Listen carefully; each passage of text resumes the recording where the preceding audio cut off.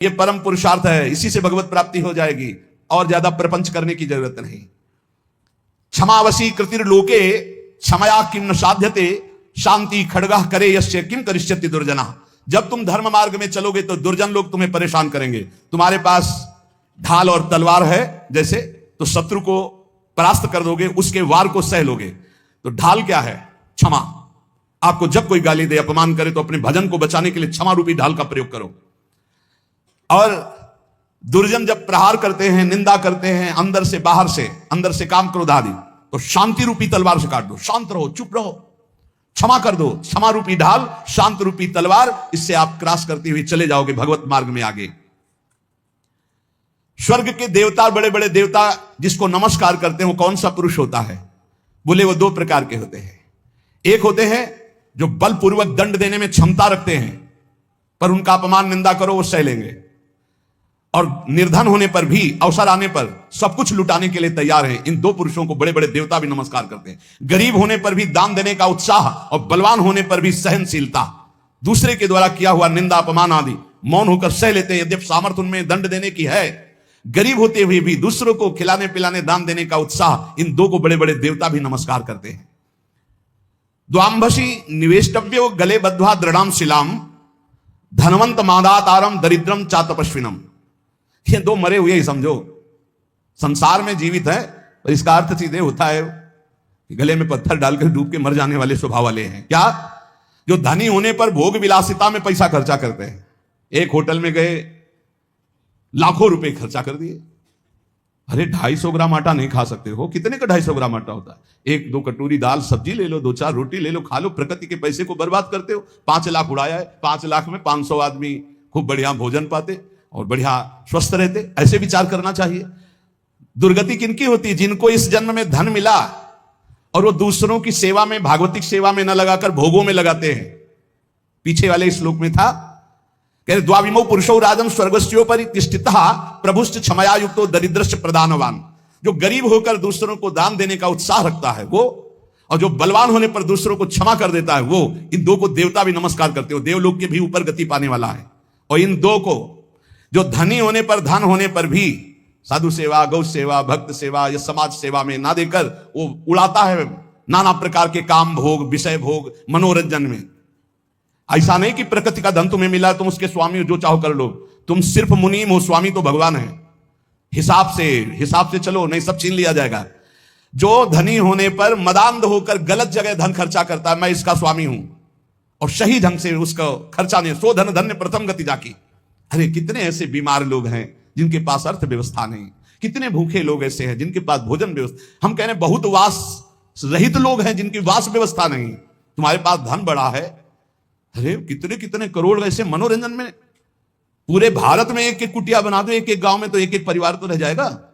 धन का सदुपयोग है दूसरों के सुख में लगाना, अपने मनोरंजन में लगाना नहीं। अपनी आन बान शान किसमें है? भगवान प्रसन्न हो जाए, इसमें नहीं है कि संसार जान जाए कि हमने इसके लिए इतना पैसा खर्चा किया।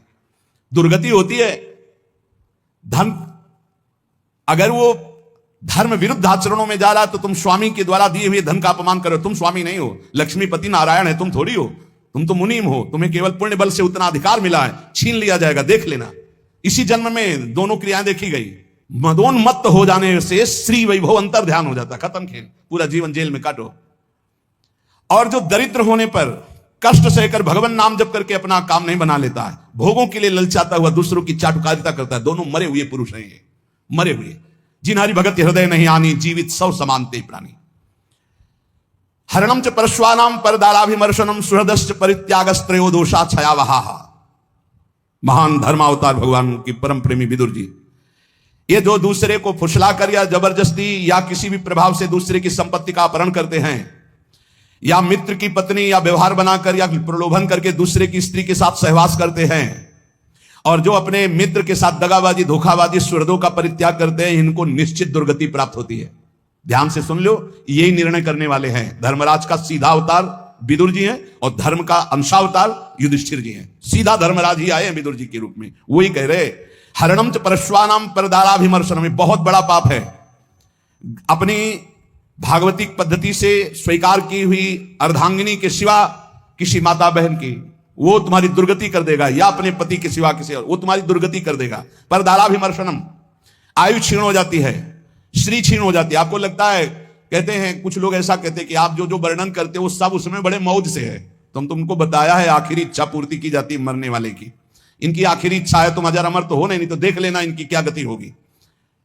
भैया 2-4 बार डकैती से सफल हो गया तो लाखों रुपया उड़ा रहा, तुम करो बड़े मौज में, और जिस दिन पकड़ा जाएगा ना और फिर जब दंड उसको मिलेगा तब आप देखने नहीं जाओगे कि उसको क्या क्या दंड मिलता है। ऐसे ही जब यमपुरी में जीव जाता है यहां से कर्म करके, तो शास्त्रों में पढ़ो, तुम्हें शास्त्रों तक पहुंच नहीं और विश्वास नहीं तो तुम मानते नहीं हो कि नरक है।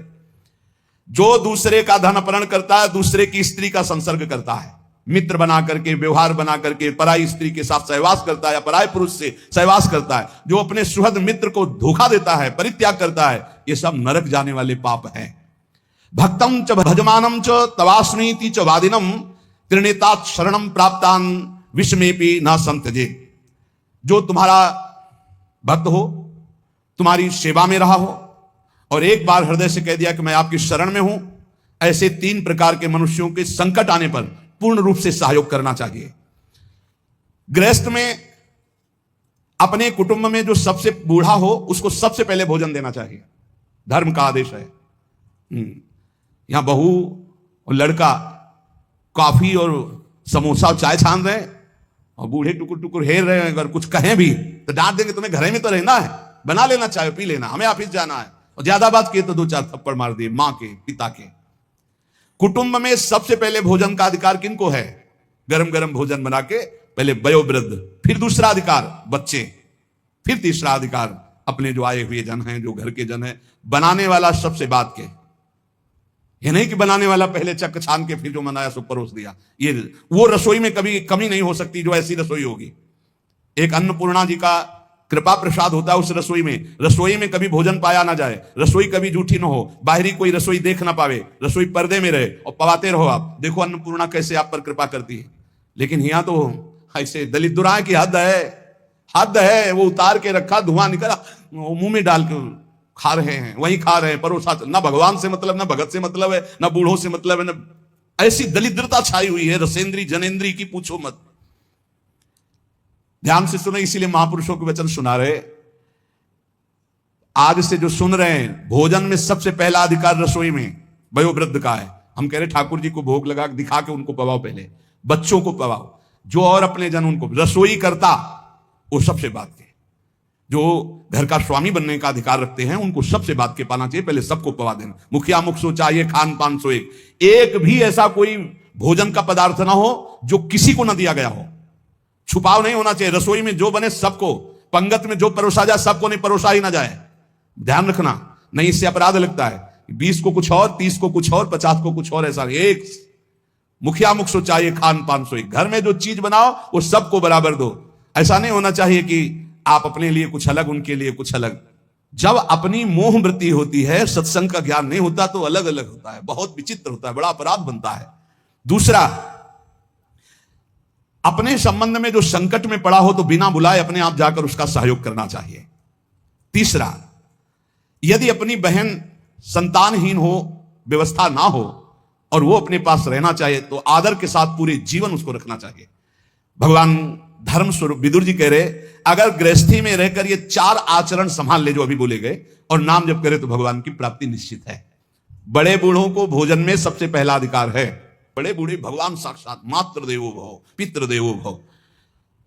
यदि तुम्हारा कोई संबंधी कष्ट में है तो बिना बुलाए जाओ, उसका सहयोग करो। और यदि तुम्हारी बहन संतानहीन, धनहीन है, परिवार में उसको नहीं रखा जा रहा, आप आदर पूर्वक जीवन भर रखो, इससे भगवान प्रसन्न हो जाएंगे।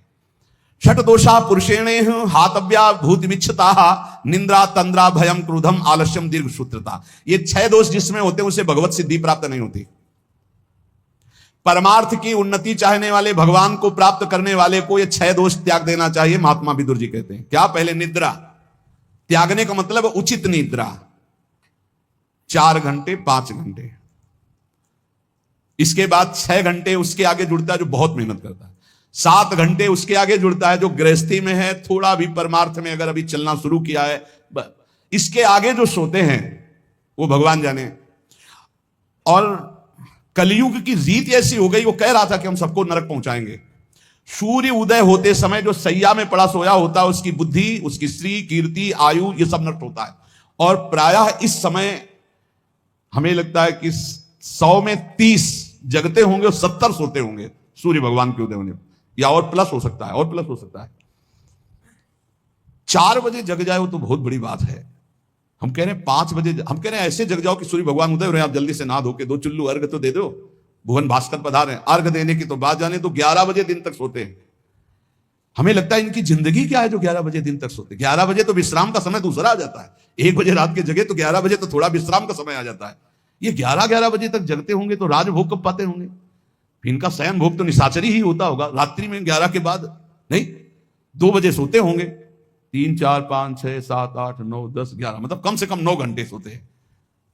ये जिंदगी ठीक नहीं, इससे पूरा का पूरा आपका परमार्थ नष्ट हो जाएगा। विदुर जी महाराज कह रहे, एक बार कुछ ऐसे नाइट ड्यूटी वाले जन हैं, तो हमें लगता है अगर ऐसा कुछ हो तो सूर्य उदय के समय उठ जाओ, हाथ मुंह धो करके यार सूर्य भगवान को प्रणाम करो और थोड़ा नाम जप करो, फिर सो जाओ। अगर आप रात में जगह ड्यूटी पर सूर्य उदय के होते समय अगर सोते मिले तो आपके सुकृत नष्ट हो जाएंगे। पक्का समझो, आपका श्री वैभव क्षीण हो जाएगा। आपको लगेगा बहुत धनी है। ये धन कितने मिनट का भैया, आंख मुंदी खत्म खेल, जाएगा यहां का बैंक बैलेंस। हम उस धन की बात कर रहे हैं जो तुम्हें जन्म मृत्यु के चक्र से छुड़ाएगा। पहला है निद्रा, इस पर शासन करो। दूसरा है तंद्रा। तंद्रा का मतलब होता है ना नींद है ना जागृत है, वो एकदम खोए रहते हैं, ऐसे चेतना में आए ना, सो रहे हैं ना जग रहे हैं। सोने का मतलब सोने में एक अलार्म बजता रहता, वो पता चल रहा है कि सो रहा है। और एक तंद्रा होती कि उसमें अलार्म नहीं बजेगा, वो चल रहा है, वो तंद्रा। और तीसरा भय। किसी ने हमसे पूछा कि आपको भय है?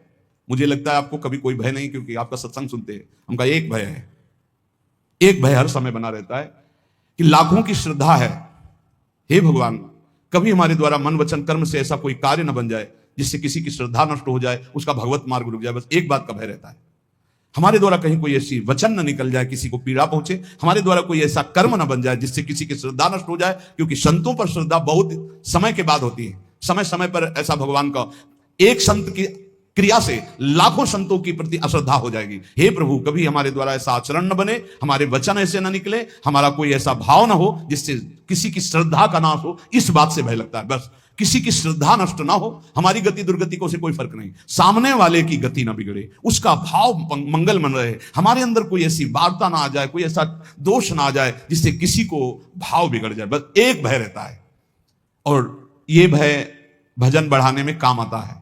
यही डर ही डरप हरिवंश हित, जिनो भ्रमय गुण सलिल पर, जी नामन मंगल लोक तीन सुहरिपद भज न विलंब कर। इस डर से डरते रहना चाहिए कि कहीं हमें माया की त्रिगुणात्मिका वृत्ति फिसला न दे। इसलिए हर समय जिनका नाम तीनों लोकों का मंगल करने वाला है, उन हरि का जप करते रहना चाहिए, राधा राधा हरि हरि। और भय, ये अन्य भय भगवान की प्राप्ति में बाधा पहुंचा देगा। निद्रा, तंद्रा और भय। और क्रोध, ये तो निश्चित समझो, अनुभव की भी बात कह रहे हैं, महीनों के भजन को शांत कर देता है। जो भजन का तेज उत्पन्न होकर ज्ञान प्रकाशित करता है उसी को बैठाल देता है। क्रोध नहीं आना चाहिए, गुस्सा नहीं आनी चाहिए। और आलस्य, ये आलस्य भजन मार्ग में बहुत ही घातक है। अरे कल कर लेंगे, 11 माला तो कहा है, आज 5 कर लिया है, कल 11 और 6 कर लेंगे, और कल ही आलस्य दिखाएगा, परसों कल, धीरे धीरे खत्म नियम। दीर्घ सूत्रता, हर कार्य को आगे टालते रहना। निद्रा, तंद्रा, भय, क्रोध, आलस्य, दीर्घ सूत्रता, ये 6 दोष भगवत प्राप्ति नहीं होने देते, इसलिए इनका त्याग करें। जो अपने सुख में प्रसन्न नहीं होता, दूसरे के दुख में हर्षित नहीं होता, जो दान देने के बाद कभी किसी से बोलता भी नहीं है कि मैंने इतना अमुक को दिया, बिल्कुल शांत, कोई जानता ही नहीं कि दिया, वह भगवत मार्ग में आगे बढ़ता चला जाएगा। चाहे जैसा सम्मान, प्रियता, सुख, अनुकूलता, बिल्कुल गंभीर। दूसरे का दुख देखकर दुखी होना, ना कि हर्षित होना। और अपना जो दान है वो कोई जान ना पावे कि हमने दिया है। ऐसे 3 प्रधान आचरण ये हैं जो भगवत मार्ग में आगे बढ़ाते हैं। एक भक्त थे, एक दिन वो कह रहे थे कि हमारे हृदय में एक प्रबल लालसा जागृत हुई, जैसे छत्रपति वीर शिवाजी ने अपने गुरुदेव को सब कुछ दान कर दिया। मेरा हृदय कहता है मैं अपने गुरुदेव को अपने प्राण तक दान कर दूं, फिर भी मैं संकुचित हूं कि गुरुदेव को मेरे प्राण किस काम में आएंगे। जब मैं देखता हूं कि अपने गुरुदेव को जो देना चाहता हूं अरुचि है, तब मुझे लगता है क्या करूं जिससे मैं अपने गुरुदेव को प्रसन्न कर लूं। अंदर ये बात जरूर है, और ऐसा नहीं कि वो कोई साधारण पुरुषों में कि घर गृहस्थी के ऐसे ही नहीं, ऐसे नहीं, अरबों खरबों का वैभव है उनके पास, बस ऐसे साधारण पुरुष की तरह रहते हो। दोनों पति पत्नी रो कैसे कह रहे थे, हृदय में लालसा, पर जब मैं देखता हूं कि मेरे पास जो कुछ है वो सब घास फूस है उनके लिए, तब लगता है क्या ऐसा कर दूं कि मेरे गुरुदेव प्रसन्न हो जाए। ये बात जिनके हृदय में बनी रहती है कि मेरे इष्ट देव कैसे प्रसन्न हो, मेरे गुरुदेव कैसे प्रसन्न हो, वो कभी दोष कर ही नहीं सकते। बोले मुझे कभी कुछ नहीं चाहिए, ना परम पद चाहिए, ना कुछ भागवतिक चाहिए, ना लौकिक चाहिए, आपकी केवल मुस्कुराहट चाहिए कि मेरे गुरुदेव प्रसन्न रहे। बस इसी बात से मैं जलता रहता हूं कि मैं क्या करूं जिससे मेरे गुरुदेव प्रसन्न हो जाए। ये बात जिनके गुरु प्रसन्न तो साहवनकूला मिटी सकल कल्पित भयशूला। जो समुद्र पर्यंत पृथ्वी का वैभव प्राप्त होने पर भी खुश नहीं होता, ये खुशी का विषय नहीं, खुशी का विषय है भगवान की प्राप्ति होना। जो प्रचुर धनराशि का स्वामी होकर भी उसका भोग नहीं करता, अपनी इंद्रियों को वश में करके उतना ही उचित, एक हमने देखा बड़ा वैभव था लेकिन वो उतना ही प्रयोग करते थे जितना, अगर उनको 100 ग्राम पानी की जरूरत है तो 5 ग्राम पानी भी एक्स्ट्रा नहीं गिरने देंगे। कहते हैं प्रकृति का है ये, उतना ही लो जितना आपको जरूरत है, बिजली उतना ही लो जितनी जरूरत है, वस्तु बहुत है लेकिन उतना ही प्रयोग करो जितना जरूरत है, वो प्रकृति की है, भगवान ने आपके हिस्से में दी, ये प्रकृति की सेवा में लगा दो। समुद्र पर्यंत पृथ्वी का वैभव, प्रचुर धनराशि का स्वामी होकर भी जो अपनी इंद्रियों पर अधिकार रखता है, फूला नहीं होता, अभिमान नहीं करता, उचित प्रयोग करके दूसरों की सेवा में लगाता है, वो भगवत प्राप्ति के लिए आगे बढ़ जाता है। और जो उसका इंद्रियों के वश होकर भोगों में व्यतीत करता है, वो ऐश्वर्य से भी भ्रष्ट हो जाता है, दुर्गति को प्राप्त होता है। अनुसूयायाम आजवम शौचम संतोषा प्रिवादिता दमः सत्य मनायासो न भवंती दुरात्मनाम। किसी के गुणों में दोष ना देखना, सरल स्वभाव रखना, पवित्र वस्त्र, पवित्र शरीर, पवित्र विचार रखना, संतोष, प्रिय वचन, इंद्रियों को भोगों से हटाना, सत्य भाषण करना, और क्लेश तनिक भी मन में ना आने देना, संतुष्टायन के हर स्थिति में प्रसन्न रहना सीखो। बोले ये भगवत प्राप्त होने वाले पुरुष के लक्षण हैं। फिर देख लो, किसी के गुणों में दोष ना देखना, अर्थात किसी में दोष दर्शन ना करना, किसी में भी।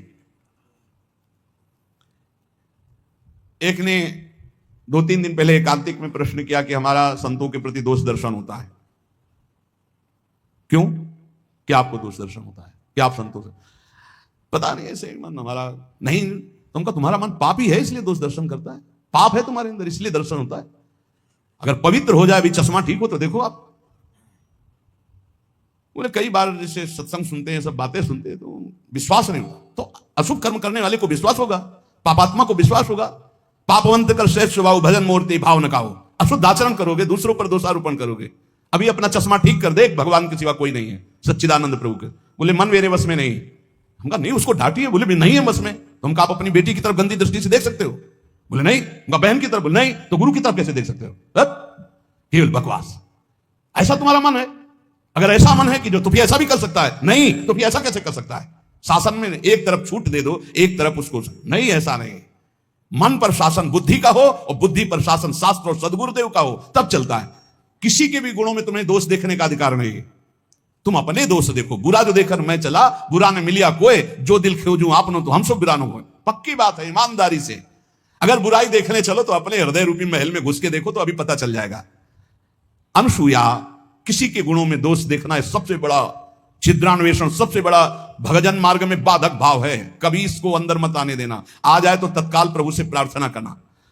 सरल स्वभाव रखो, पवित्र वस्त्र रखो, पवित्र शरीर रखो, पवित्र विचार रखो, संतोष भाव रखो, प्रिय वचन बोलो, इंद्रियों को खुला मत छोड़ो, सत्य भाषण, क्लेश सहो, जितने भी दुख आवे आनंद पूर्वक सहो। तो बोले ऐसे लक्षण भगवत प्राप्त महापुरुषों में। अब वो भगवत प्राप्ति करने वाला है या भगवत प्राप्त होने ही जा रहा है, जिसके अंदर ये लक्षण आ जाते हैं और भजन परायण रहता है। हिंसाम बलम साधु नाम राज्ञाम दंड विवर्ध बलम शुशुषातु बलम स्त्रीणाम क्षमा गुणवताम बलम। दुष्ट पुरुष कटुक वचन और मारपीट करके अपना बल दिखाता है, लेकिन जो साधु पुरुष होता है वो मुस्कुराकर सहकर अपने बल का दर्शन कराता है। बलवान कौन? जो दूसरों के द्वारा कटु वचन, विपरीत व्यवहार करने पर भी मुस्कुरा के चला जाता है, वही गुणवान है, वही बलवान है, वही क्षमावान है। इसलिए हे राजन, मैं मधुर शब्दों में कह रहा हूं कि यदि तुम्हें भगवत प्राप्ति करनी है तो ये निद्रा, तंद्रा, भय, क्रोध, आलस्य, दीर्घ सूत्रता, इनको त्यागो। गुणों में दोष मत देखो किसी के, सरल रहो, पवित्र भाव रखो, संतोष, प्रिय वचन बोलो, इंद्रियों का दमन करो, सत्य भाषण बोलो, और जितना भी क्लेश दुख आवे चुपचाप सह जाओ, नाम जप करो, भगवत प्राप्ति हो जाएगी। इन महान पुरुषों के वचनों का बार बार मनन करो और अपने आचरण में उतारो। कभी तुम्हारा कोई पुण्य दान आदि बन जाए तो ये तुम्हारा अहंकार अंदर से उठेगा कि उसका वर्णन करूं, मत करना, वो तुम्हारे बहुत काम आएगा आगे चल करके। कभी किसी को पानी पिला दिया हो, कभी किसी को भोजन पवा दिया हो, कभी कोई दान पुण्य कर दिया हो, मौन रहना, पूछने पर भी मत बताना। कोई पूछे वृंदावन गए थे, कुछ तो खवाया पिया होगा संतों को, मत बोलो अरे हमारे को खाने को नहीं, हम दूसरे को क्या खवा देंगे, हम ही को भगवान पवा रहे हैं। ऐसे अपने पुण्य को छुपाओ, और अगर कोई संत महापुरुषों का समागम मिले तो भगवत प्राप्ति के योग्य जो वचन निकल रहे हैं उनको ऐसे पकड़ो जैसे कोई गरीब आदमी संपत्ति को पकड़ता है, और उन वचनों का बार बार मनन करो। तो जैसे पात्र को मांजा जाता है तो निर्मल हो जाता है, ऐसे जब हम सत्संग के वचन चिंतन करते हैं तो हमारा मन, हमारा बुद्धि, हमारा चित्त, हमारा अहंकार ये निर्मल होने लगता है। निर्मल अहंकार भगवत स्वरूप है।